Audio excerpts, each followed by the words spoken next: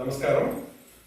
ఈరోజు తెలుగు సాహిత్యంలో ప్రముఖుడైనటువంటి రాయప్రోలు సుబ్బారావు గారి జయంతి. మరి మనకి 5వ తరగతి పాఠంలో తెలుగు పాఠంలో ఏ దేశమేగిన అనే గేయం ఉంది. దానికి మన విద్యార్థులు అభినయం చేసి చూపుతారు. అందరూ వీక్షించండి. నమస్కారం.